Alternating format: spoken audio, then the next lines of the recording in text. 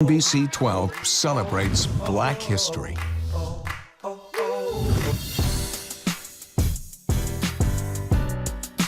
time coming.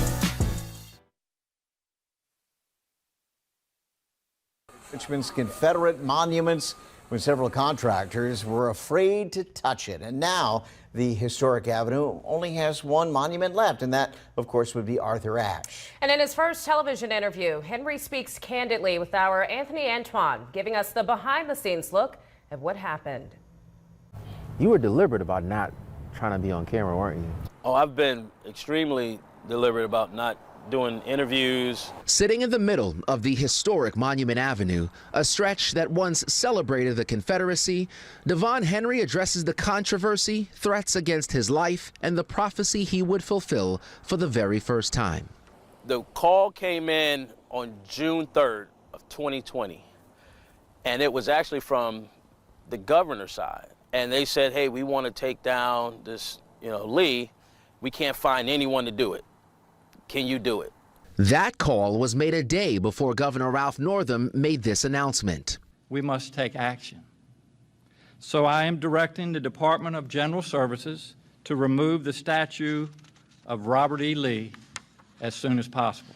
Removing the Robert E. Lee statue came with opposing views. As Henry attempted to assemble a team, he would learn that truth firsthand. Everyone said, hell no, Devon, I'm not touching that. No way are we supporting you. No way are we helping you. And these were people that we worked with for years. It was a sign of what's to come, and an unexpected pause on one project would ultimately lead to several others. And the next thing you know, we get a call, there's an injunction, so we had to stop everything. Lee would be caught up in a legal battle that lasted more than a year, but that was not the case for the rest of the Confederate statues found all across the River City. Today, I order the immediate removal of Confederate monuments from their pedestals. And with that, the city was moving forward with its own removal strategy, but needed a contractor to get it done. And so they were doing the same exercise, making all these calls, and everybody was telling them no. Demonstrators on the streets would not wait for symbols of the past to be taken down safely. June 6th, 2020, 2 days after the governor's announcement, the William Carter Wickham statue in Monroe Park was torn down.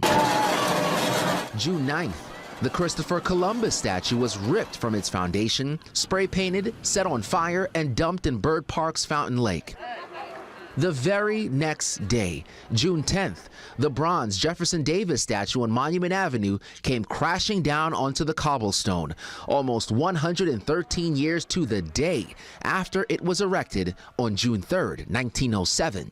They are sawing Jet Stewart's leg off. With the city still scrambling to find a contractor before several thousand pounds of bronze fell onto a crowd instead of concrete, a call was made. And then I guess they reached out to the state and say, hey, I think you guys got somebody, who are you using? And they gave them our name. And so that's kind of the backstory that a lot of people don't know. Henry's company getting the contract was quickly scrutinized and came with controversy. Some believed he got it solely because he donated money to Mayor LeVar Stoney's campaign in the past. It led to an independent investigation by the Augusta County Commonwealth's attorney, which eventually resulted in the mayor being cleared of any wrongdoing. The investigation also showed the administration reached out to several contractors, but they, quote, declined because they personally felt it was the wrong call, or they did not want their company associated with the risk of the removal, end quote. Because everybody thinks that I just got this call and it was, here, take this contract, and it was absolutely not the case. So I'm glad that they went through the process of folks telling them no, folks not having the willingness to get involved, and then coming to us and we saying, yeah, we'll do it. Did you ever consider not taking this job? Yeah. First and foremost, it was the safety component, not just for me, but my team. They have a family, as well as my family, right? You think about in New Orleans where, the contractor had his car blown up, right? You think about what happened in Charlottesville. There's a lot of emotion around these statues on both sides. Any of those fears realized? Some things I don't talk about, but there were a ton of threats, right? FBI involved, going to people's house. My daughter was going outside and a car was at the end of the driveway, and she just refused to go outside.